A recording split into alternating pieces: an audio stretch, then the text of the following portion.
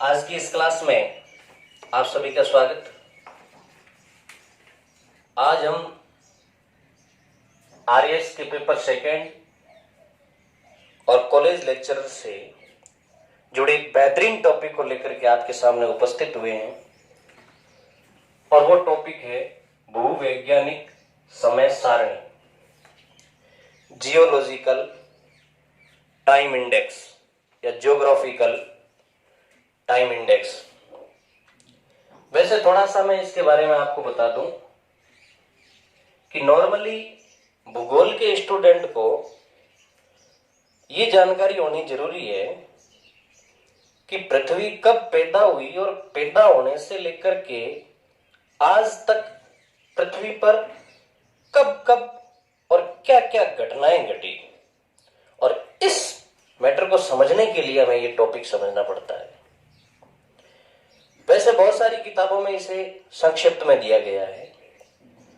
IAS के chapter में भी ये चलता है और आरएएस में भी ये चलता है, और पिछले आरएएस के मेंस एग्जाम में इसे 20 मार्क्स का क्वेश्चन बनाया गया था। शायद आपने मेंस दिया है तो आपको याद होगा। नॉर्मली अपन क्या करते हैं कि टाइम पीरियड के नाम लिख देते हैं, उनकी आयु लिख देते हैं, उससे कोई भी एग्जामिनर हमें 20 नंबर नहीं देता है। 20 नंबर देने के लिए हमें थोड़ी इसकी पृष्ठभूमि और पृष्ठभूमि के साथ उस मैटर को इंक्लूड करना पड़ेगा जो समय समय पर घटित हुए। सिंपल सी मैं एक जानकारी बता दूं कि भूवैज्ञानिक समय सारणी के कुछ टाइम तो ऐसे हैं जिसका मानव को कोई जानकारी ही नहीं है, और जहां से जानकारी शुरू हुई उसके बाद मानव ने कुछ घटनाओं को इसमें जोड़ा है। काम बड़ा डिफिकल्ट है क्योंकि 4 अरब और 60 करोड़ वर्ष पहले पृथ्वी पैदा हुई थी, तब से लेकर के आज तक क्या घटनाएं घटित हुई, इन सारी घटनाओं को देखा किसी ने नहीं है। आधुनिक मानव की शुरुआत तो मात्र 10,000 साल पहले मानी जाती है, और 10,000 साल भी एक सामान्य मानव था, इतनी बुद्धि का मानव नहीं था। विज्ञान और टेक्नोलॉजी का विकास तो इंडस्ट्रियल रिवॉल्यूशन के बाद हुआ है, तब से हम पृथ्वी की आयु वगैरह सब जानकारी करते हैं। तो उस समय की घटनाएं कैसे विद्वानों ने लिखी, ये एक बड़ा रोचक तथ्य है। तो आपको एक सिंपल ध्यान रखना है, पृथ्वी की उत्पत्ति मानी जाती है 4.60 अरब वर्ष पहले। बहुत अच्छा प्रश्न है ये, छोटा सा प्रश्न है। 4 अरब और 60 करोड़ वर्ष पहले पृथ्वी पैदा हुई थी। अब आपके दिमाग में एक प्रश्न ये भी बैठता होगा कि जरा अपन ने कैसे ये जानकारी कर ली कि 4 अरब और 60 करोड़ वर्ष पहले पैदा हुई पृथ्वी। तो विभिन्न मत है, कुछ धार्मिक मत है, उसका तो मैं यहां जिक्र नहीं करूंगा। कुछ वैज्ञानिक मत है, उसको आप नोट कर लो, जो पृथ्वी की उत्पत्ति और उसकी आयु से जुड़े हुए मत है कि पृथ्वी की आयु कितनी है। इसको लेकर के कुछ विद्वानों ने अपने मत दिए, तो आप वैज्ञानिक मत नोट कर लो पृथ्वी की आयु के। उसके बाद अपन जियोलॉजिकल टाइम इंडेक्स देखेंगे। तो एक विद्वान हुआ जिसका नाम था जोली। 3-4 इंपॉर्टेंट नोट लिखवाऊंगा। जोली, जिन्होंने लवणता के आधार पर, आधार लिख दो, सागरीय लवणता, सागरीय लवणता के आधार पर जोली ने बताया कि पृथ्वी की उम्र है वो 12 करोड़ वर्ष है। मतलब पृथ्वी 12 करोड़ साल पहले पैदा हुई। इसके अलावा एक मत और है, यूएसए के अंदर कोलोरेडो घाटी और व्योमिंग घाटी, इनकी तलछट का अध्ययन किया विद्वानों ने। तलछट का अध्ययन किया, तलछट मतलब जो तली के अंदर पदार्थ जमा है उसका अध्ययन किया, और उसके आधार पर विद्वानों ने यह कहा कि पृथ्वी की आयु 260 करोड़ है, करोड़ वर्ष पूर्व है। इसके अलावा एक मत चलता है रदरफोर्ड का। रदरफोर्ड साइंस के स्टूडेंट अच्छी तरीके से जानते हैं रदरफोर्ड और मैडम क्यूरी को। जिन्होंने पृथ्वी की आयु 2 से 3 अरब वर्ष पूर्व बताई है। 2 से 3 अरब वर्ष पूर्व बताई है। उसके बाद एक सर्वमान्य तथ्य है जो आप सबको याद रखना है। सर्वमान्य तथ्य जो मैंने शुरुआत में बताया था 4 अरब और 60 करोड़ वर्ष पहले का, यह सर्वमान्य तथ्य दिया था H.N. रसेल ने। H.N. रसेल नाम के विद्वान ने पृथ्वी की आयु का सर्वमान्य तथ्य दिया, और वो तथ्य दिया था रेडियो एक्टिव पदार्थों के गुणधर्म के आधार पे। रेडियो एक्टिव पदार्थों के गुणधर्म के आधार पे दिया। बहुत अच्छा प्रश्न बनता है 2 नंबर का। और उन्होंने 2 पदार्थों का अध्ययन किया, थोरियम और शीशे का। आप ये भी नोट कर लेना किस किस का अध्ययन किया, थोरियम और शीशे का अध्ययन किया। और थोरियम और शीशे का अध्ययन करके और उन्होंने कहा कि पृथ्वी की जो आयु है वो 4 अरब और 60 करोड़ वर्ष पूर्व है। और उन्होंने इन्हीं तथ्यों के आधार पे पृथ्वी पे जीवन की शुरुआत के सिंबल भी दिए कि पृथ्वी पर जीवन की जो शुरुआत है वो 50 करोड़ वर्ष पहले हुई। यहां जीवन में मानव जीवन की बात वो नहीं कर रहा है। और रसेल महोदय ने मानव जीवन की बात भी की है कि पृथ्वी पर मानव के जो सिंबल है वो 5 लाख वर्ष पूर्व मिलते हैं। 5 लाख वर्ष पूर्व मिलते हैं। तो ये जो पृथ्वी की आयु से जुड़े हुए कुछ टॉपिक है, 2 नंबर का प्रश्न है, इसमें से कहीं से भी उठ सकता है। यहां आपको ये रसेल की थियरी थोड़ी ध्यान में रखनी है। रेडियो एक्टिव पदार्थों के आधार पे थोरियम और शीशे की स्टडी की और 4 अरब और 60 करोड़ वर्ष पूर्व मानी। अब अपन अपने मूल टॉपिक पे आते हैं। मूल टॉपिक क्या था अपना? समय सारणी। मैंने ये चीज आपको इसलिए बताई कि जियोलॉजिकल टाइम इंडेक्स की शुरुआत विद्वान पृथ्वी की उत्पत्ति से मानते हैं, क्योंकि अपन किसकी हिस्ट्री पढ़ रहे हैं? पृथ्वी की हिस्ट्री पढ़ रहे हैं। और पृथ्वी की उत्पत्ति है, उसी से पृथ्वी का इतिहास शुरू होता है। तो पृथ्वी की उत्पत्ति आपके दिमाग में बैठ गई 4 अरब 60 करोड़ वर्ष पहले। अब थोड़ा भूवैज्ञानिक समय सारणी के बारे में बता दूं। सबसे पहले इसके संबंध में यदि किसी ने मत दिया था तो वो फ्रांस के एक विद्वान ने दिया था। फ्रांस के एक विद्वान का नाम आप नोट कर सकते हो, कास्ते द बफन। इस नाम का एक विद्वान हुआ और उसने ज्योग्राफिकल टाइम इंडेक्स के बारे में जानकारी दी। और अपन ज्यादातर जो लोग पढ़ते हैं ज्योग्राफिकल टाइम इंडेक्स, वो कास्ते द बफन की थ्योरी के आधार पर ही पढ़ते हैं। लेकिन मैं आपको एक चीज ये भी नोट करवा दूं, और आप जब भी एग्जाम में प्रश्न पूछे तो उसमें नोट कर देना।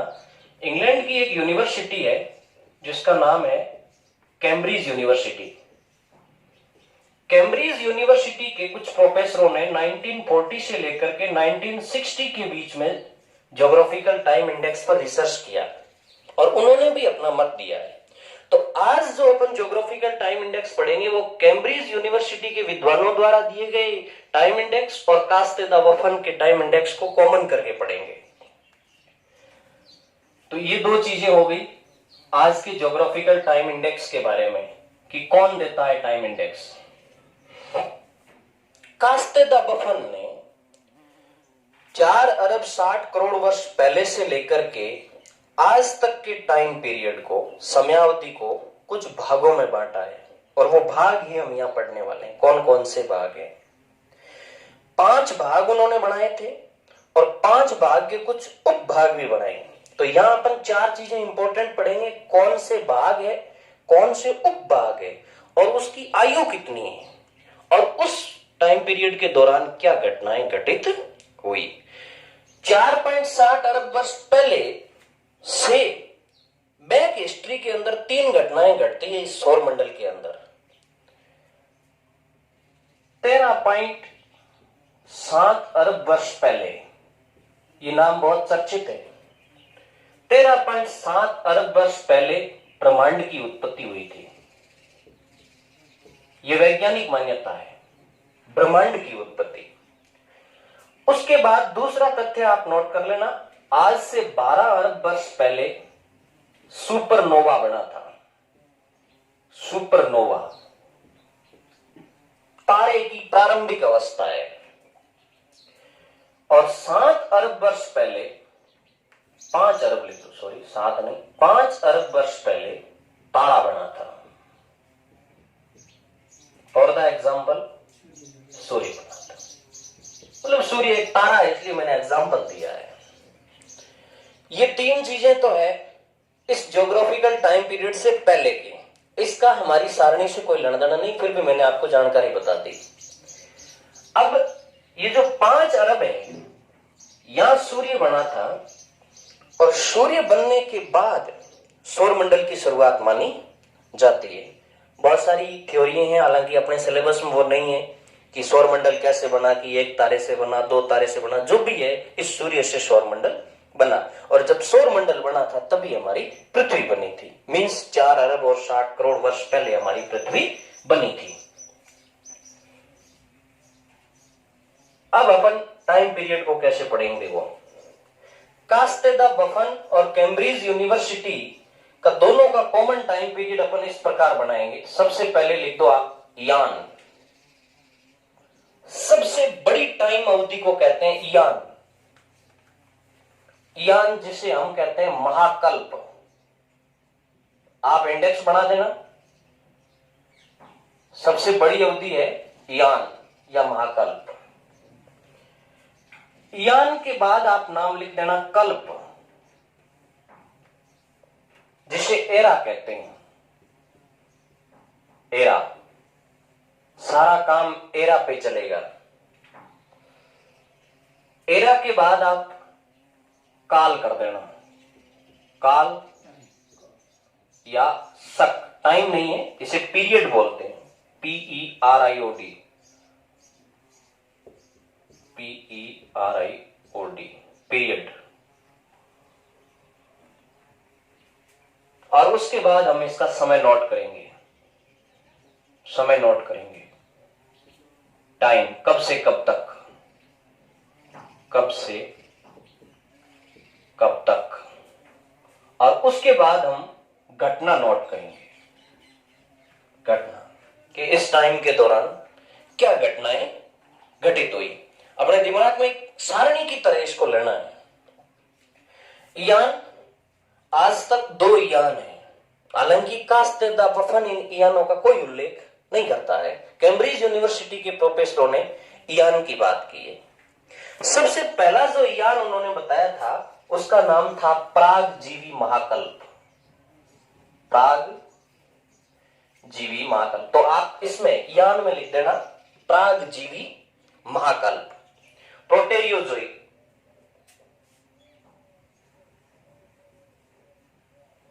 प्रोटेरियोजोइक।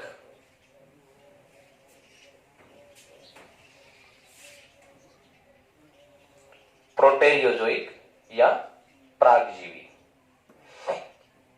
देखो ये जो महाकल्प है, ये महाकल्प पृथ्वी की आयु के शुरुआती भाग का है, जिसका हमारे पास कोई सिंबल नहीं है।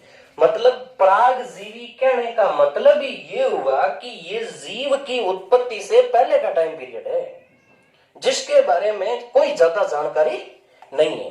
तो प्रागजीवी प्रोटेरियोजोइक के अंदर आप कल्प में लिखोगे, सबसे पहले आप लिखोगे प्री पैलियोजोइक कल्प।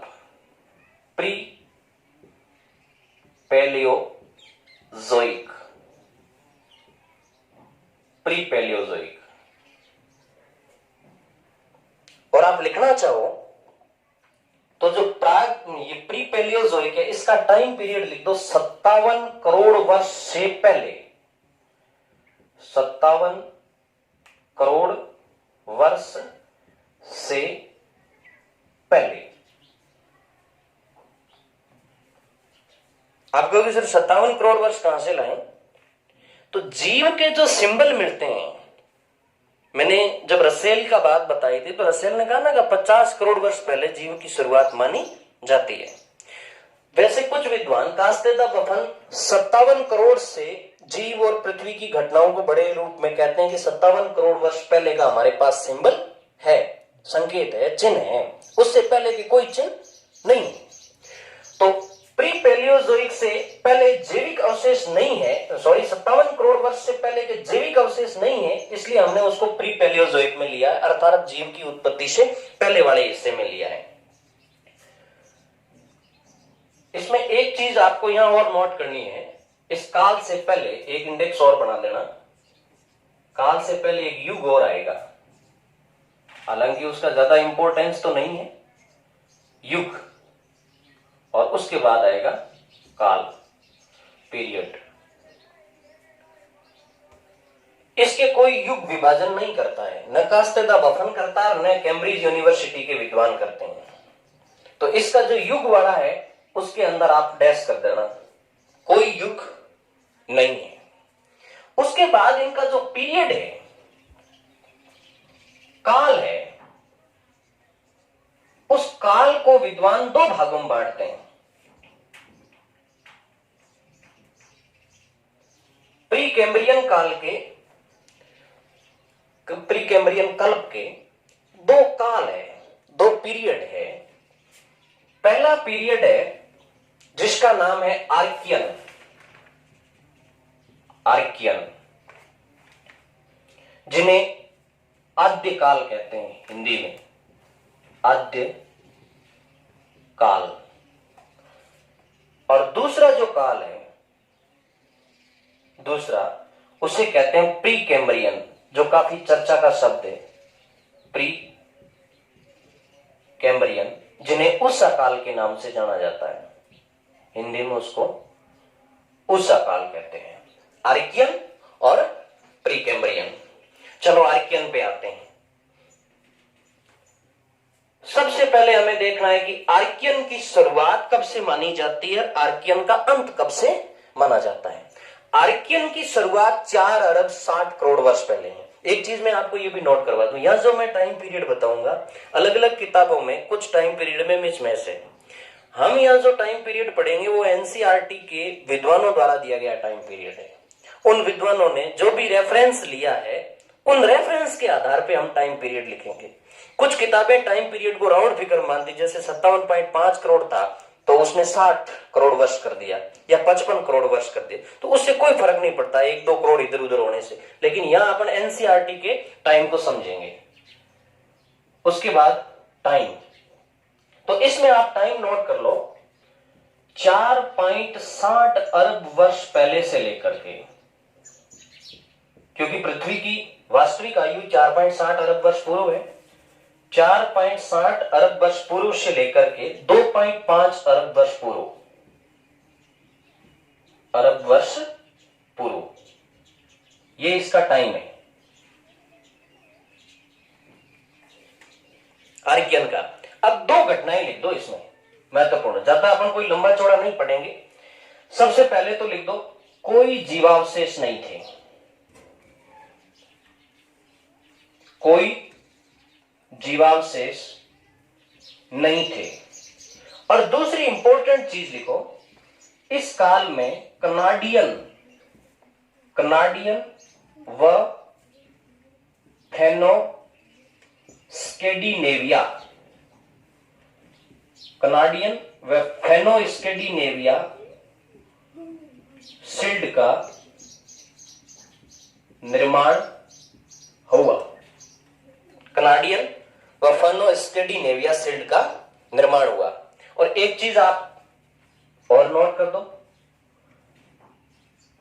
पृथ्वी के इतिहास से जुड़ी हुई, जिसमें ये लिख दो कि स्थल व जलमंडल अस्तित्व में आए, अस्तित्व में आए। वायुमंडल में CO2 की प्रधानता, वायुमंडल में CO2 की प्रधानता थी। ये हो गया आपका आर्कियन। तीन चीजें हैं, बहुत सिंपल है। इस समय कनाडियन और फेनो स्कैंडिनेविया बने। आप थोड़ा इस पे भी ध्यान देते हैं, कनाडियन और फेनो स्कैंडिनेविया क्या है। आप जब विश्व का मानचित्र देखेंगे तो आप नॉर्थ अमेरिका पे आ जाओ। नॉर्थ अमेरिका का जो ऊपर का भाग है कनाडा का, उसको कहते हैं कनाडियन शील्ड। ध्रुव से जुड़ा हुआ कनाडा का हिस्सा वो है कनाडियन शील्ड। और स्कैंडिनेविया प्रदेश जो यूरोप का ऊपरी हिस्सा है, एक दिन अपन ने भूकंप की क्लास में लिया था, नॉर्वे, फिनलैंड और स्वीडन का एरिया है, वो फेनो स्कैंडिनेविया है। एक तो फेनो स्कैंडिनेवियाई बेल्ट बना और एक कनाडियन बेल्ट बना। आपको बनी तो उस समय पूरी पृथ्वी थी, तो ये अकेले कहां बने। इनका जो वर्तमान स्वरूप है वो उस समय अस्तित्व में आया था, बाकी वाले सारे परिवर्तित हो गए बाद में, ये मूल रूप में है। इसलिए ये कनाडियन और फेनो स्कैंडिनेविया शील्ड उस समय बनी थी। और वायुमंडल और जलमंडल भी आ गया था, लेकिन गजब की बात इसने ये कही थी कि आज का वायुमंडल और उस समय का वायुमंडल में बहुत फर्क था। उस समय के वायुमंडल में CO2 ज्यादा थी। कंप्लीट हो गया आर्कियन। उसके बाद आता है प्री कैम्ब्रियन। ये बहुत अच्छा काल है प्री कैम्ब्रियन, क्योंकि इस समय पृथ्वी पे बहुत कुछ घटित हुआ था। 2.5 अरब से लेकर के, टाइम लिख दो आप, 2.5 अरब वर्ष पूर्व से लेकर के 57 करोड़ वर्ष पूर्व, 57 करोड़ वर्ष पूर्व, क्योंकि 57 करोड़ वर्ष आते ही जीव के सिंबल मिलने शुरू हो जाते हैं, इसलिए 57 करोड़ वर्ष पूर्व तक प्री कैम्ब्रियन चलता है। प्री कैम्ब्रियन में अभी भी स्थल जीव विहीन है, स्थल जीव विहीन है, यानी अभी भी स्थल पे कोई जीव के सिंबल नहीं मिलते हैं। इस समय भारत में आप लिख दो, इस समय भारत में, यहां से अच्छा प्रश्न बन सकता है, अरावली और धारवाड़ क्रम की चट्टानें बनी थी। इस समय भारत में अरावली व धारवाड़ क्रम की चट्टानें बनी थी। इसीलिए तो कहते हैं कि अरावली प्री कैम्ब्रियन काल की मानी जाती है। और इस समय पूरी दुनिया में 3 पर्वत निर्माणकारी हलचलें हुई थी। ऐसे लिख दो, 3 पर्वत निर्माणकारी हलचलें,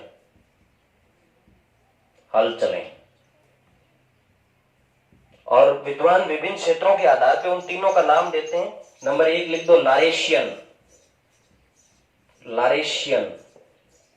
नंबर 1 लारेशियन हलचल।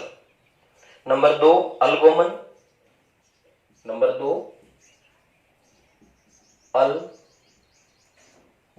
Number 1 Laurentian, number 2 Algoman, number 3 किलर्नियन।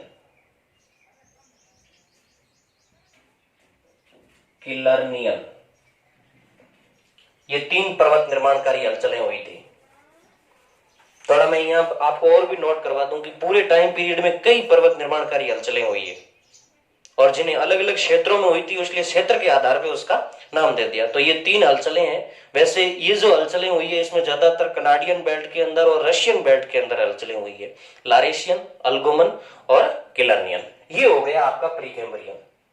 एक एरा आपका कंप्लीट हो गया। आपका ज्यादातर ध्यान एरा पे होना चाहिए, क्योंकि ये एक बहुत बड़ी अवधि है। यान ज्यादा इंपॉर्टेंट नहीं है, क्योंकि आज तक 2 ही यान है। एक परागजीवी, जब जीव नहीं था उस समय का यान, और उसके बाद आ जाएगा दृश्य जीवी जिसमें जीव था। तो ये ज्यादा इंपॉर्टेंट नहीं है, ये ज्यादा इंपॉर्टेंट है। प्री पैलियोजोइक 2 टाइम हो गए, आर्कियन और प्री कैम्ब्रियन। ये हो गया कंप्लीट। इसकी घटनाओं में भारत वाली घटना बहुत इंपॉर्टेंट मानी जाती है। उसके बाद आप यान के अंदर लिख दो दृश्य जीवी यान। यहां से आप लाइन खींच दोगे पूरी पूरी, ये आपका काम कंप्लीट हो गया। उसके बाद आपका आएगा यान में दृश्य जीवी यान। अब ये यान लास्ट तक चलेगा, दृश्य जीवी यान, लेकिन एरा चेंज होंगे इसमें। दृश्य जीवी यान का पहला एरा आप लिख दो पूरा जीव, वो था प्री पैलियोजोइक। अब ये आएगा पूरा जीव,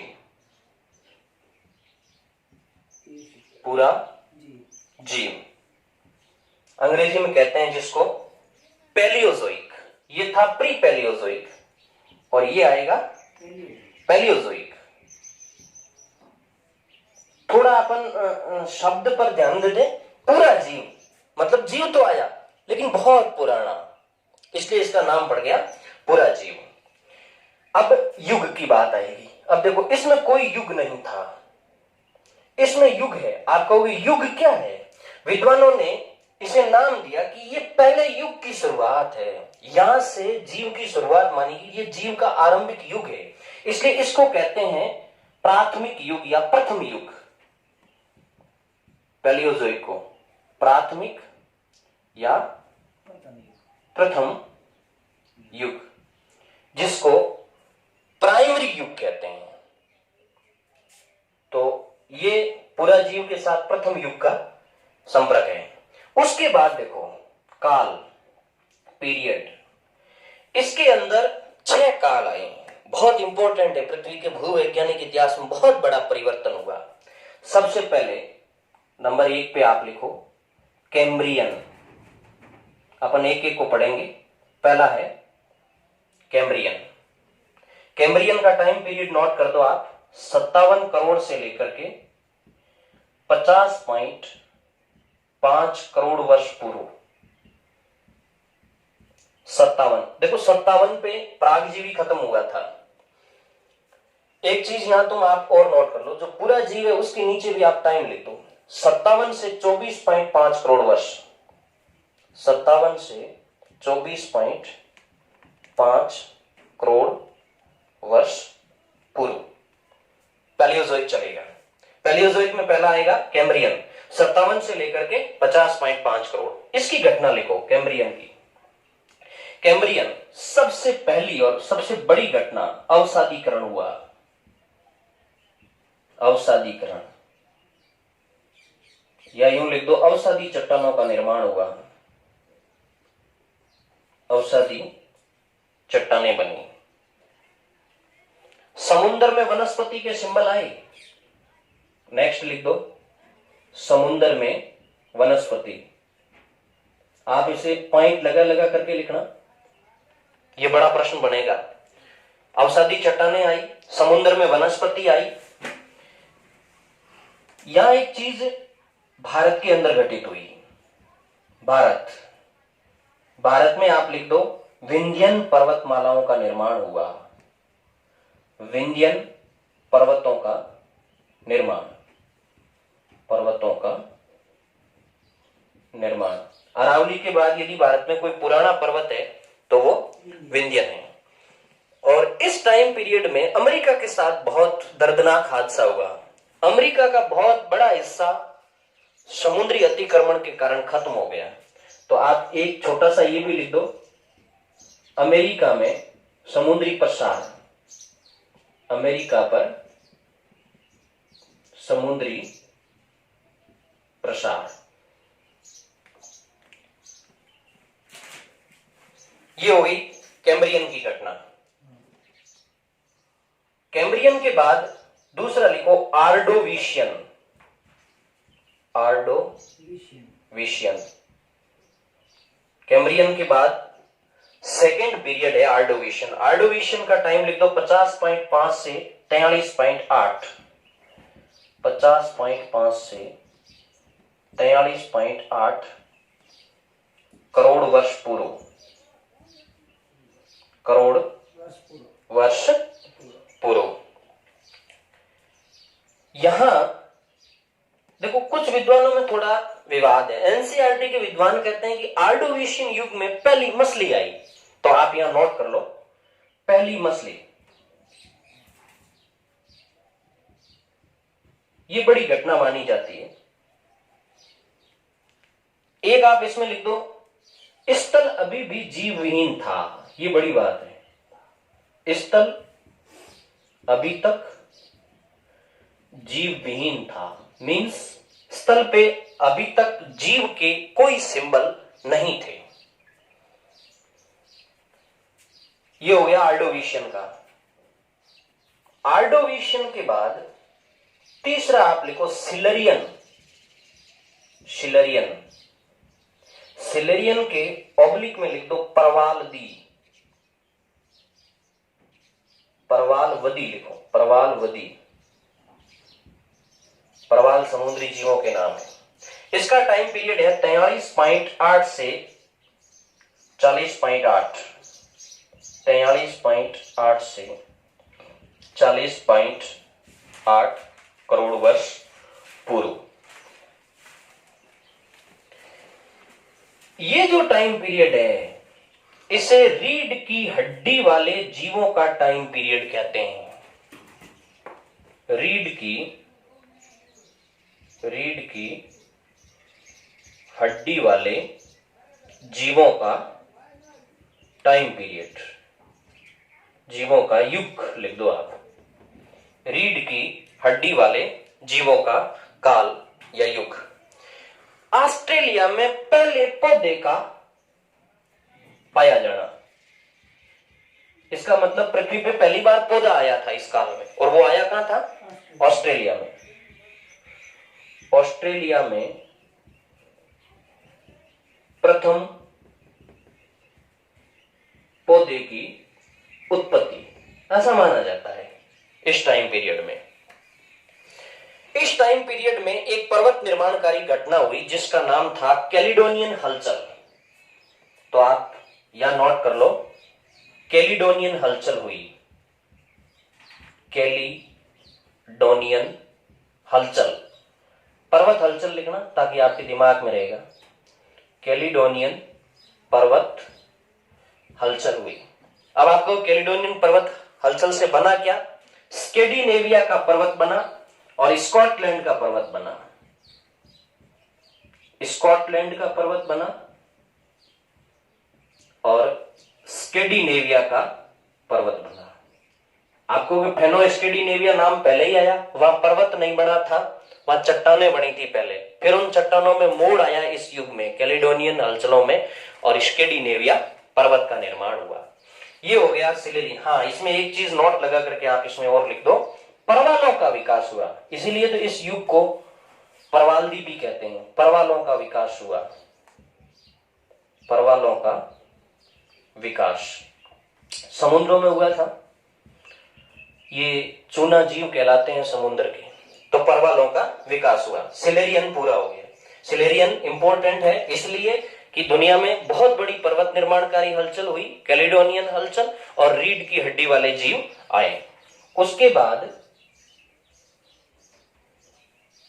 अगला युग, और वो है डिवोनियन। चौथा नोट करो, डिवोनियन। अभी तक हमारा पूरा जीव चल रहा है, पैलियोजोइक चल रहा है, और डिवोनियन 40.8 से लेकर के 36 करोड़ वर्ष माना जाता है। 40.8 से 36 करोड़ वर्ष पूर्व माना जाता है डिवोनियन। डिवोनियन में क्या हुआ देखो, अभी भी कैलिडोनियन हलचलें जारी थी, तो आप लिख दो कैलिडोनियन हलचल जारी। कैलिडोनियन हलचलें जारी थी, लेकिन प्रश्न ये उठेगा कि इस काल में कैलिडोनियन हलचल से कौन से पर्वत बने? तो आगे एरो करके लिख दो आप, स्कॉटलैंड, आयरलैंड व पूर्वी अमेरिकी पर्वत। स्कॉटलैंड का पर्वत मूल रूप में आ गया, आयरलैंड का पर्वत बना, और पूर्वी अमेरिकी पर्वत बने इस टाइम पीरियड के दौरान। और यहां इस टाइम पीरियड में एक बहुत बड़ी घटना हुई कि दुनिया की पहली बड़ी मछली, जिन्हें सारक कहते हैं, सारक मछली का आविर्भाव इस युग में हुआ। सारक मछली का आविर्भाव, इसलिए कुछ विद्वान इसे मछली युग भी कहते हैं, क्योंकि इस समय बड़ी मात्रा में मछलियों की उत्पत्ति हुई थी। इसलिए कुछ विद्वान इसे मछली युग के नाम से भी जानते हैं। और एक काम और हुआ कि इस टाइम पीरियड के दौरान उभयचर जीव आ गए। उभयचर जीवों की उत्पत्ति हो गई। ये टाइम पीरियड हो गया डिवोनियन काल, 40.8 करोड़ वर्ष पूर्व से लेकर के 36 करोड़ वर्ष पूर्व तक का। उसके बाद आएगा कार्बोनिफेरस। कार्बोनिफेरस, पैलियो मेसोजोइक का 5वां पीरियड है, जो 36 से 28.6 करोड़ वर्ष पूर्व माना जाता है। 36 से 28.6 करोड़ वर्ष पूर्व माना जाता है। कार्बोनिफेरस बहुत ज्यादा चर्चित है हमारे भारत के लिए। सबसे पहले तो आप लिख दो, आर्मोरिकन हलचल हुई। अब कैलिडोनियन हलचलें खत्म हो गई, आर्मोरिकन हलचल, आर्मोरिकन हलचल, केवल इतना ही लिखो। ये पर्वत निर्माणकारी हलचलों के नाम हैं। और आर्मोरिकन हलचल से सबसे ज्यादा प्रभावित हुआ था उस समय ब्रिटेन और फ्रांस। तो ये बात क्लियर है कि ब्रिटेन और फ्रांस के जो पर्वत है वो कार्बोनिफेरस काल के अंदर आर्मोरिकन हलचलों से बने थे। और यहां भारत में एक बहुत बड़ी घटना घटित हुई थी। भारत करके आप डैश करके लिख देना। गोंडवाना करम की चट्टानें बनी, गोंडवाना करम की चट्टानें बनी। और कोष्टक में लिख देना 90% भारत का कोयला, भारत का 90% कोयला गोंडवाना करम की चट्टानों से ही प्राप्त होता है। थोड़ा इसको और देख लेना कार्बोनिफेरस को। कार्बोनिफेरस में एक काम और हुआ था, बड़े वृक्ष आए थे, बड़े वृक्ष। और ऐसा विद्वानों ने ऐसा भी कहा है कि करीबन 100 फीट लंबे वृक्ष आए थे और पृथ्वी का बहुत बड़ा हिस्सा वृक्षाच्छादित हो गया था, वनाच्छादित हो गया था। और फिर उन्होंने कहा कि इस अवधि के दौरान बड़ी मात्रा में जल प्लावन भी हुआ, पृथ्वी का बहुत बड़ा हिस्सा जलमग्न हुआ। जलमग्न हुआ तो वो वनस्पति दब गई और उसी दबी हुई वनस्पति से कोयले का निर्माण हुआ। तभी तो कहते हैं कि कोयला कार्बोनिफेरस काल के अंदर पैदा हुआ था और इसका नाम ही कार्बन से पड़ा है, तभी इसका नाम पड़ गया कार्बोनिफेरस। और गोंडवाना करम की चट्टानों में बड़ी मात्रा में कोयला पाया जाता है। तो ये हो गया कार्बोनिफेरस काल। उसके बाद इसका अंतिम पीरियड आता है और वो होता है पर्मियन। पर्मियन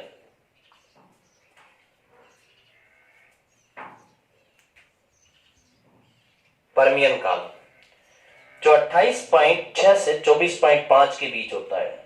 28.6 से 24.5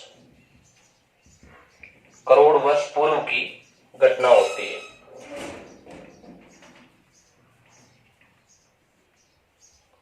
पर्मियन काल दुनिया में काफी हलचल मचाने वाला काल कहा जाता है।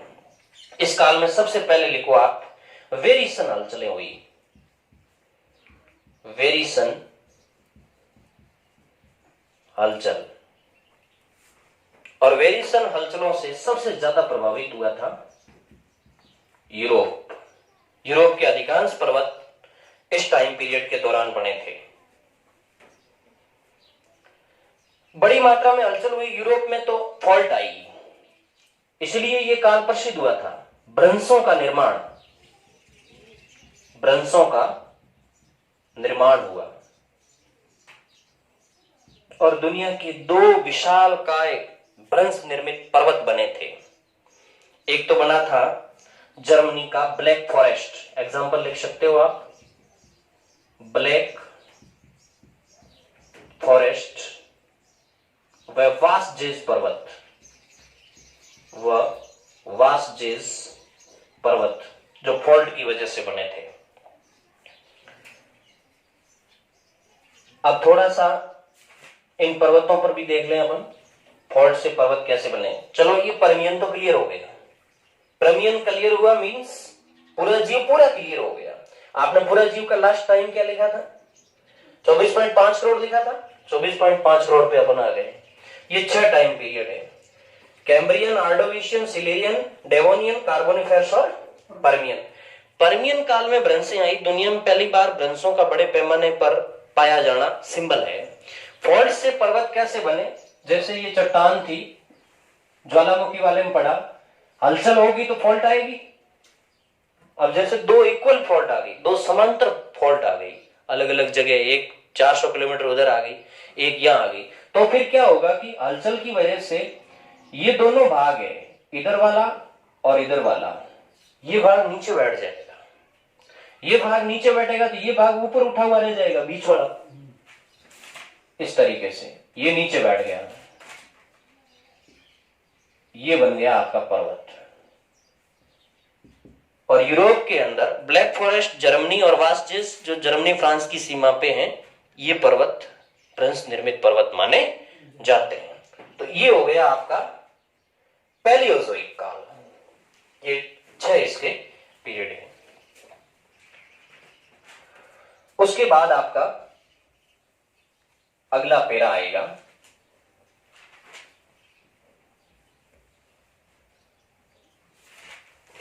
पैलियोजोइक के बाद अगला काल आता है मेसोजोइक, जिसे मध्यजीवी काल के नाम से जाना जाता है।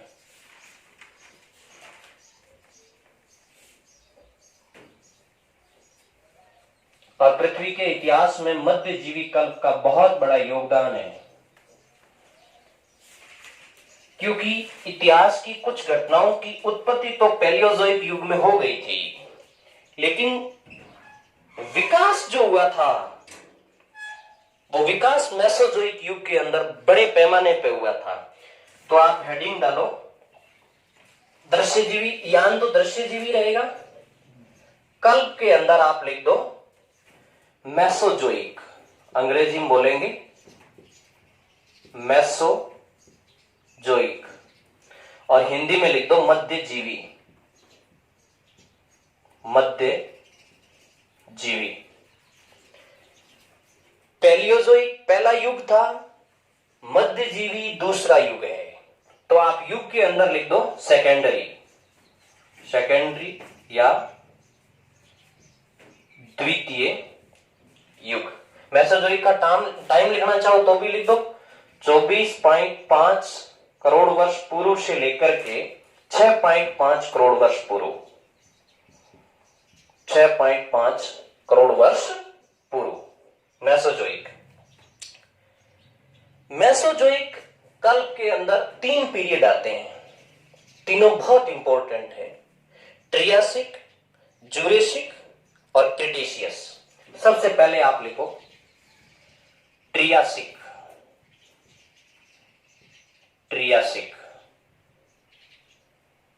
और ट्रियासिक का टाइम नोट कर दो 24.5 से 20.8, 24.5 से 20.8 करोड़ वर्ष पूर्व।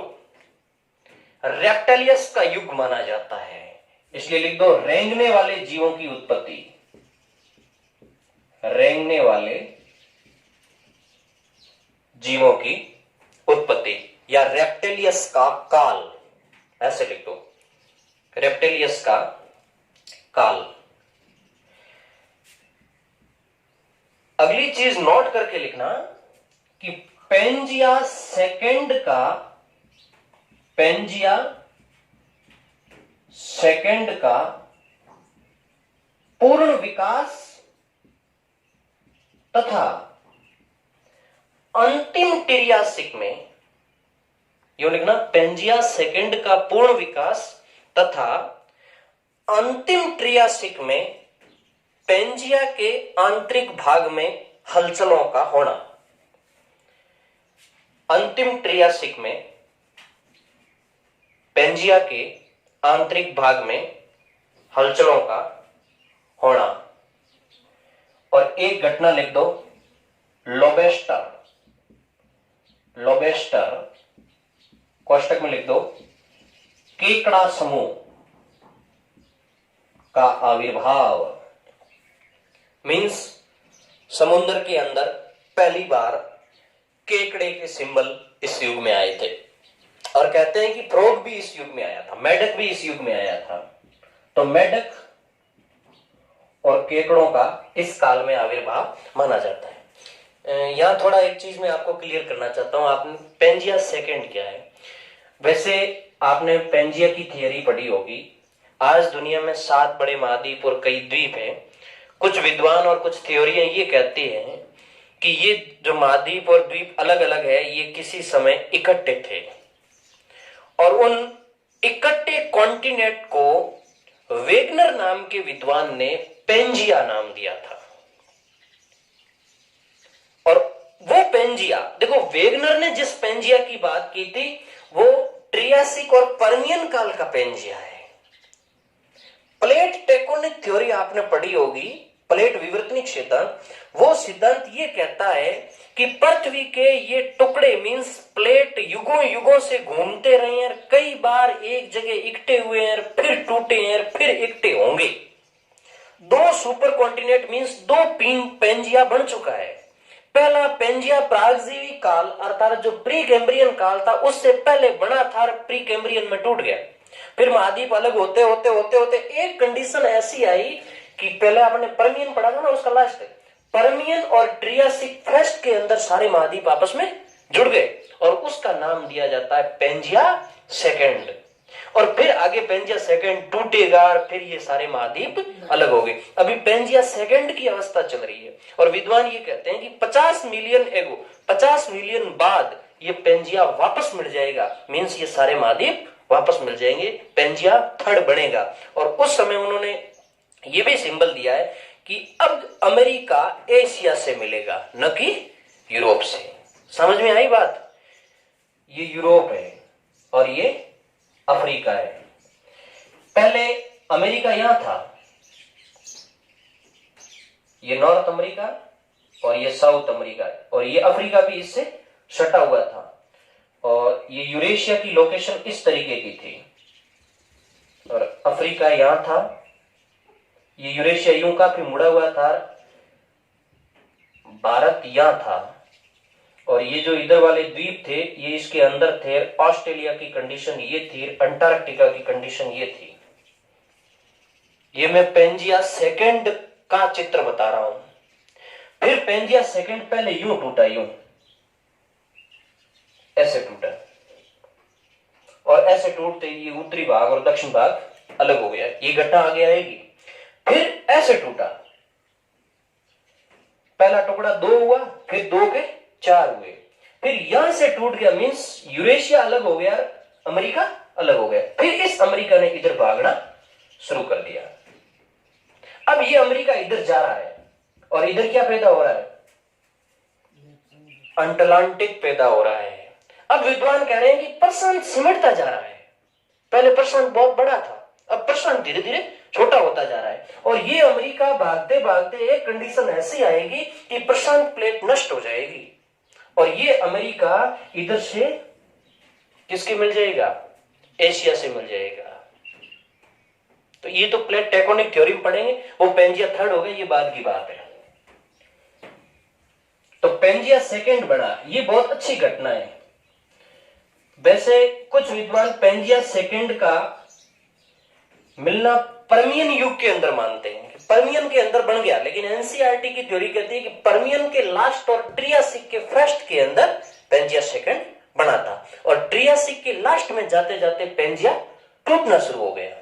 और टूटा कौन सा? जो मैंने पहली दरार बताई थी ना, जिसमें उत्तर दक्षिण भाग टूटा था, जिसमें यूरेशिया मतलब यूरोप और एशिया और नॉर्थ अमेरिका ये बाकी वाले पोर्शन से अलग हुए थे। उसके बाद दूसरा काल लिखो, ट्रियासिक के बाद दूसरा जुरेसिक।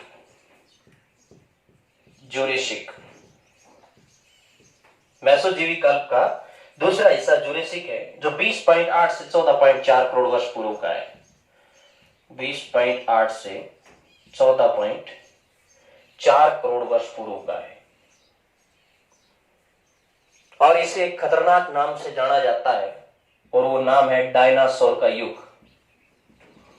डायनासोर का युग। पृथ्वी के आज तक के सबसे विशालकाय जीव डायनासोर जुरेसिक में आए थे। कभी कभार 1 नंबर का प्रश्न बन सकता है ये, तो इसे डायनासोर का युग कहते हैं। इस समय तीनों टाइप के जीव आ गए थे, स्थलचर भी आ गए थे, यानी तीनों का अच्छा विकास हो चुका था। स्थलचर, नभचर, जलचर, यानी आकाश में उड़ने वाले भी आ गए, स्थल पे चलने वाले भी आ गए और जल में रहने वाले जीव भी इस समय आ गए थे। इस टाइम पीरियड में एक और घटना घटी, रॉकी और एंडी का निर्माण शुरू हो गया। रॉकीज व एंडीज का निर्माण शुरू हो गया। यानी रॉकीज और एंडीज, रॉकी नॉर्थ अमेरिका, उत्तरी अमेरिका के पश्चिम तट पे रॉकी है और दक्षिण अमेरिका के पश्चिम तट पे एंडीज है। इनकी उत्पत्ति है वो जुरेसिक काल में शुरू हो गई थी। ये नवीन पर्वतों की उत्पत्ति की शुरुआत मानी जाती है। वैसे आगे भी आएगा, उसके बारे में अपन आगे जिक्र करेंगे। और इस समय भारत में क्या हुआ, ये बड़ी चीज है। तो भारत में लिखो दक्कन ट्रैप, मतलब काली मिट्टी वाला एरिया बना। भारत में दक्कन ट्रैप अर्थात काली मिट्टी क्षेत्र का निर्माण हुआ। यह घटना भारत में घटी। अब इसमें एक चीज और लिख दो, जुरेसिक काल में पेंजिया का दूसरा, सेकंड पेंजिया का, ऐसे लिखो जुरेसिक काल में पेंजिया सेकंड का दूसरा विभाजन हुआ। पेंजिया सेकंड का दूसरा विभाजन। और कोष्टक में लिख दो उत्तर अमेरिका व दक्षिण अमेरिका बाकी महाद्वीप से अलग हुए। उत्तर अमेरिका व दक्षिण अमेरिका बाकी महाद्वीप से अलग हुए। बाकी महाद्वीप मींस इधर यूरोप और अफ्रीका से अलग हुए। वह अटलांटिक का निर्माण शुरू हुआ। यह बढ़िया घटना है कि इस समय अटलांटिक बनना शुरू हो गया। और एक नोट लगा करके लिख दो, अंतिम जुरेसिक में डायनासोर का अंत हो गया। अंतिम जुरेसिक में डायनासोर का अंत हो गया। फिर नंबर 3 लगा करके लिखो क्रिटेशियस। क्रिटेशियस जो मेसोजोइक कल्प का अंतिम पीरियड है, क्रिटेशियस, और जिसका टाइम लिख दो 14.4 से 6.5। 14.4 से 6.5 करोड़ वर्ष पूर्व।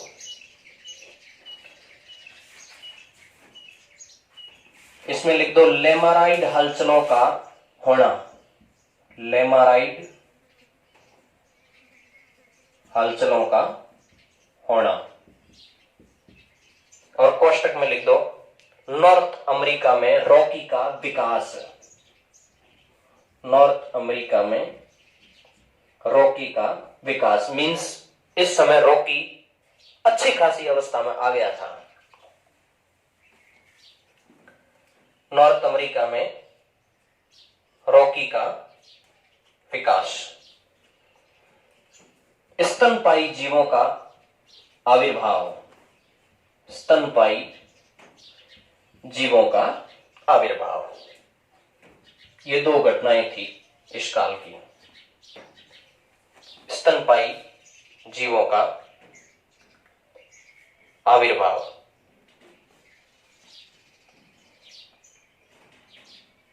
नोट लगा के लिख दो डायनासोर पूर्ण रूप से अंत।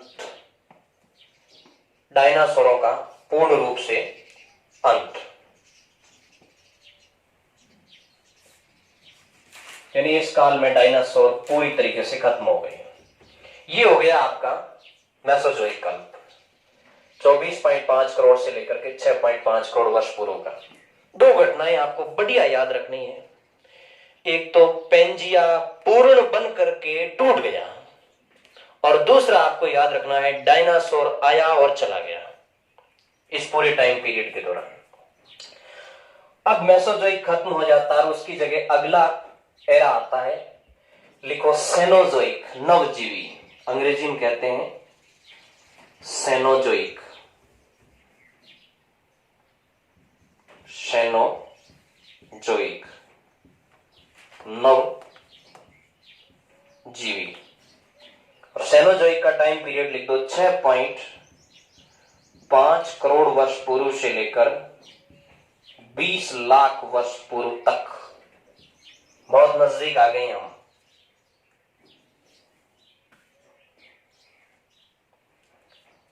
इसको लिख दो तृतीय युग, टर्शियरी काल जिसको कहते हैं, तृतीय युग, तृतीय युग या टर्शियरी काल। इसके 5 भाग हैं, इसके 5 पीरियड है। पहला पीरियड लिखो पैलियोसिन, पैलियोसिन, और कोष्टक में आप हिंदी में लिख दो पुरानूतन, पुरानूतन, पैलियोसिन या पुरानूतन, जो 6.5 करोड़ से 5.8 करोड़ वर्ष पूर्व का टाइम पीरियड है। पैलियोसिन, पुरानूतन। पूंछविहीन बंदरों का आविर्भाव, पूंछविहीन बंदरों का आविर्भाव। बड़े पैमाने पर लेमेराइड हलचलें। लेमेराइड की शुरुआत तो क्रिटेशियस में हो गई, लेकिन यहां बड़े पैमाने पर लेमेराइड हलचलें हुई। और आपको यह भी ध्यान रखना है कि लेमेराइड से सबसे ज्यादा नॉर्थ अमेरिका प्रभावित हुआ था। तो पैलियोजोइक में बड़ी कोई घटना नहीं आती है। 2 घटना है, पूंछविहीन बंदर। मैंने पूंछविहीन बंदर इसलिए लिखे क्योंकि इससे ही मानव की शुरुआत हुई, मतलब इस जीव बंदर नामक जीव से मानव की शुरुआत हुई। तो यहां पूंछविहीन बंदर आया है, हालांकि ये मानव से इसका कोई लिंक नहीं था। अभी मानव की कहानी बाकी है। दूसरा, पैलियोजोइक के बाद लिखो आप, पैलियोसिन के बाद इयोसिन, इयोसिन, अंग्रेजी में इयोसिन और हिंदी में कहते हैं आदि नूतन, आदि नूतन। इसका टाइम पीरियड आप लिख दो 5.8 से 3.7, 5.8 से 3.7 करोड़ वर्ष पूर्व। इयोसिन लिखो खरगोश का आविर्भाव। खरगोश नामक जीव इसी युग में आया था। और एक लिख दो बड़े पैमाने पर लावा उद्गार, बड़े पैमाने पर लावा उद्गार। और नोट लगा के लिखो रेंगने वाले जीवों का अंत। इस टाइम पीरियड में रेंगने वाले जीव एक बार खत्म हो गए, रेंगने वाले जीवों का अंत। ये हो गया इयोसिन का। फिर आता आएगा ओलिगोसिन। अगला लिखो ओलिगोसिन। ओलिगोसिन के लिए हिंदी शब्द होगा अधिनूतन, अधिनूतन।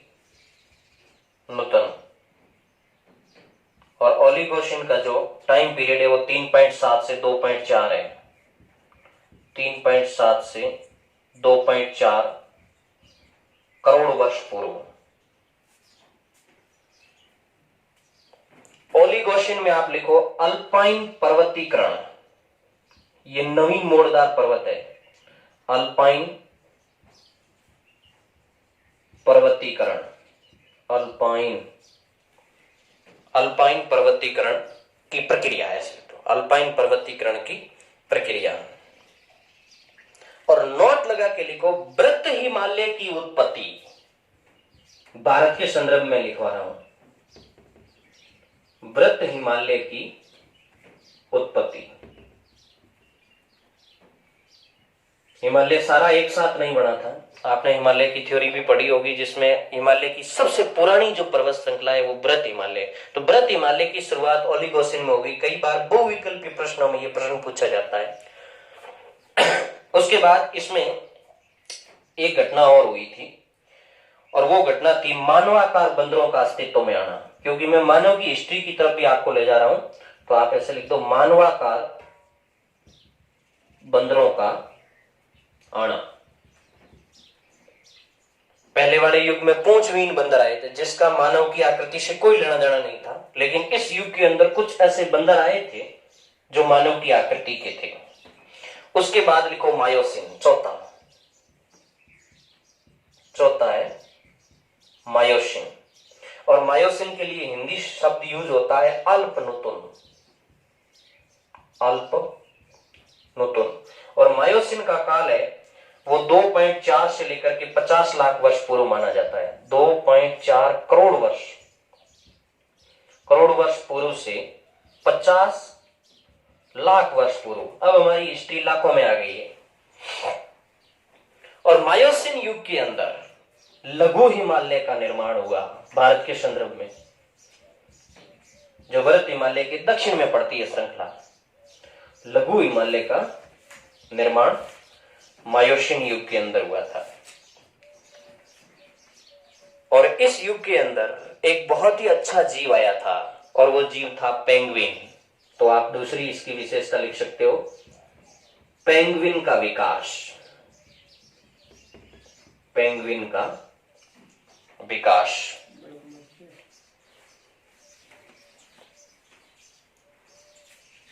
मायोसिन के बाद पांचवा और इसका अंतिम काल लिख दो प्लायोसिन। और प्लायोसिन के लिए शब्द यूज होता है अति नूतन, जो 50 लाख से 20 लाख तक आता है। 50 लाख से 20 लाख वर्ष तक आता है। और इस युग के अंदर भारत में शिवालिक का निर्माण हुआ, जो हिमालय की सबसे दक्षिण श्रृंखला है। तो आप लिख दो शिवालिक का निर्माण हुआ। उत्तर भारत के मैदान का निर्माण भी इस काल में हुआ है। यो लिख दो, उत्तर के मैदान का निर्माण भी इस काल में हुआ। और एक नोट लगा करके लिख दो, मानव के पूर्वज का विकास। इस टाइम पीरियड में मानव का पूर्वज आ चुका था। कौन है मानव का पूर्वज? Homo sapiens. तो मानव के पूर्वज का विकास भी इस काल में हो चुका था। ये इसके 5 पीरियड हो गए। भारत की जियोलॉजिकल हिस्ट्री के संदर्भ में इस काल का बहुत बड़ा रोल है। रोल इस रूप में है कि इसने भारत को 2 भू आकृति दी थी। इस काल ने हिमालय दिया और उत्तर का मैदान दिया। और पूर्व में भी अपन ने पढ़ा है कि जब हिमालय बना था तो दक्षिण के पठार में भी हलचलें हुई थी और वहां भी बड़ी मात्रा में ज्वालामुखी बने थे। तो ये काल भारत के संदर्भ में बहुत इंपॉर्टेंट है। देखो, सेनोजोइक अर्थात नवजीवी काल 6.5 करोड़ से 20 तक आता है। तो अपन ने 6.5 से 20 पे लाके इसको छोड़ा है। मानव के लिए बहुत महत्वपूर्ण है, क्योंकि ह्यूमन डेवलपमेंट की हिस्ट्री इस काल में शुरू होती है और इस काल के अंत तक आते आते मानव का आदिकालीन पूर्वज आ चुका था। अब एक छोटा सा टाइम रहा है, वो आप नोट कर लोगे, हालांकि इसके नीचे ही आप लिख दो। वैसे कुछ विद्वान हैं, वो जो 5वां एरा है जिसको नियोजोइक कहते हैं, अपन तो नियोजोइक अलग से ही लिखेंगे, नियोजोइक, जिसको नवजीवी कहते हैं, या नूतन कल्प लिख दो, नूतन कल्प, जिसका जो टाइम पीरियड है वो 20 लाख से आज तक है। हालांकि कुछ किताबों में तुम्हें ये शब्द नहीं मिलेगा देखने को। कैसे नहीं मिलेगा कि कुछ विद्वान है वो नियोजोइक को सेनोजोइक में ले लेते हैं और ये जो युग है ना इसके 2 पार्ट कर देते हैं। टर्शियरी युग भी सेनोजोइक मान लेते हैं और क्वार्टनरी भी सेनोजोइक मान लेते हैं। क्वार्टनरी चतुर्थ युग आएगा और चतुर्थ युग के 2 टाइम पीरियड आएंगे, उसको वो अलग बता देंगे। लेकिन अपन एक नियोजोइक टॉपिक करके अलग से ले लेते हैं। जो कैम्ब्रिज यूनिवर्सिटी के विद्वान है वो नियोजोइक को अलग ले रहे हैं। इसको चतुर्थ युग कहते हैं, चतुर्थ युग, क्वार्टनरी टाइम बोलते हैं। इसके 2 पीरियड है। पहला है प्लेस्टोसिन, प्लेस्टोसिन, जिसे अत्यंत नूतन कहते हैं हिंदी में, अत्यंत नूतन बोलते हैं, जिसका टाइम पीरियड है 20 लाख वर्ष पूर्व से 10,000 वर्ष पूर्व, 10,000 तक अपन आ गए हैं। 20 लाख वर्ष पूर्व से 10,000 तक। और लिख दो आदि मानव का काल, आदि मानव का काल। अब आपके दिमाग में बात आई होगी कि सर इस समय मानव बना है, इसका मतलब एटमॉस्फेयर में कुछ बदलाव हुआ होगा। तब मैं आपको एक नोट करवा रहा हूं, इस समय पृथ्वी का टेम्परेचर बहुत ज्यादा गिरा था, और इतना गिरा था कि मानव रूपी जीव के लिए अनुकूल परिस्थिति पैदा हुई थी, तब मानव रूपी जीव अस्तित्व में आया था। तो अब आप एक एरो करके लिख दो, पृथ्वी का ताप गिरा, पृथ्वी का ताप गिरा।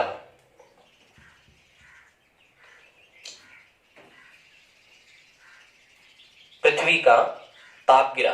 यह दो चीजें आपको नोट करनी बहुत इंपॉर्टेंट है ज्योग्राफी के लिए। इस समय पृथ्वी का बहुत बड़ा हिस्सा बर्फ से ढक गया इस पूरे टाइम पीरियड के दौरान, और एक बार नहीं ढका, 4 बार ढका। यानी बर्फ बड़े पैमाने पर जमी, फिर पिघली, फिर जमी, फिर पिघली, और उसे भूगोल में कहते हैं हिमयुग। और ये आरएएस के एग्जाम के लिए बहुत अच्छा रहता है हिमयुग। इस टाइम पीरियड के दौरान हिमयुग आए, 4 बार बड़े पैमाने पे बर्फ जमी, इसलिए कहते हैं कि प्लेस्टोसिन काल हिमयुगों का काल कहलाता है, और 4 हिमयुग इस काल में आए थे, और यूरोप का बहुत बड़ा हिस्सा इससे प्रभावित हुआ था। इसलिए यूरोप के विद्वानों ने तो इन युगों के अलग अलग नाम भी दे दिए। कई बार पूछा जाता है कि यूरोप में आए 4 हिमयुग कौन से हैं, जिसका क्रम से आप नाम लिख दो, हिमयुग, और हिमयुग के नीचे लिखो यूरोप, और यूरोप के आगे एरो करके लिखो गुंज। गुंज, गुंज के बाद आया मिंडल, मिंडल के बाद आया रिस, और रिस के बाद आया वुरम। गुंज, मिंडल, रिस और वुरम, ये यूरोप में। भूगोल के स्टूडेंट के लिए ये नाम बहुत इंपॉर्टेंट है, गुंज, मिंडल, रिस, वुरम। उसके बाद लिखो अमेरिका। अमेरिका में भी इस समय हिमयुग का बड़ा प्रभाव रहा था। अमेरिका में 4 हिमयुग आए थे, जिसमें पहला आया था नेब्रास्कन। पहला लिखो नेब्रास्कन। नेब्रास्कन के बाद आया कंसास, कंसास। कंसास के बाद आया इलिनॉय, इलिनॉय, और उसके बाद आया विस्कॉन्सिन। ये 4 हिमयुग आए थे अमेरिका में, नेब्रास्कन, कंसास, इलिनॉय और विस्कॉन्सिन। अमेरिका के विद्वानों ने तो इसकी बड़ी स्टडी की, और प्रत्येक हिमयुग के बीच में एक अंतर हिमकाल आता है। अंतर हिमकाल का मतलब जब बर्फ पिघलती है, ये करोड़ लाखों टाइम पीरियड है, लाखों का समय है। जैसे नेब्रास्कन टाइम पीरियड के दौरान बर्फ जमी, फिर इन दोनों के बीच में बर्फ पिघली है। कई वर्षों तक पृथ्वी के टेम्परेचर बढ़ने की वजह से बड़े हिस्से बर्फ पिघल गई, तो उसे अंतर हिमकाल कहते हैं। तो ये भी आपसे पूछा जा सकता है छोटा प्रश्न कि अंतर हिमकाल क्या है, 2 हिमयुगों के बीच की अवधि। तो नेब्रास्कन और कंसास के बीच में जो अंतर हिमकाल आया था उसको अपटोनियन कहते हैं, अपटोनियन। नेब्रास्कन और कंसास के बीच में आया उसको अपटोनियन बोलते हैं, और कंसास और इलिनॉइस के बीच में आया उसको यारमाउंट कहते हैं, यारमाउंट। इन दोनों के बीच के अंतर हिमकाल को, और उसको कहते हैं संगमन, संगमन, जो इलिनॉय और विस्कॉन्सिन के बीच में आया। यूरोप में अंतर हिमकाल के कोई नाम नहीं है। तो ये टाइम पीरियड बहुत इंपॉर्टेंट हो गया। प्लेस्टोसिन हिमानीकरण का काल कहते हैं। यूरोप में 4 हिमयुग आए, अमेरिका में भी 4 हिमयुग आए। पृथ्वी का टेम्परेचर इस काल में बड़े पैमाने पर गिरा, और आदि मानव का इस काल में विकास हुआ। उसके बाद क्वाटरनरी युग का सेकंड जो पीरियड आता है, जिन्हें होलोसिन कहते हैं, होलोशिन, होलोशिन, और जिसे हिंदी में कहते हैं अभिनव काल, हिंदी में अभिनव काल, जो 10,000 वर्ष से लेकर के आज तक का है। और इस टाइम पीरियड में आधुनिक मानव आया, इसलिए इस काल को आधुनिक मानव का काल कहा जाता है। ये हो गई आपकी ज्योग्राफिकल टाइम इंडेक्स।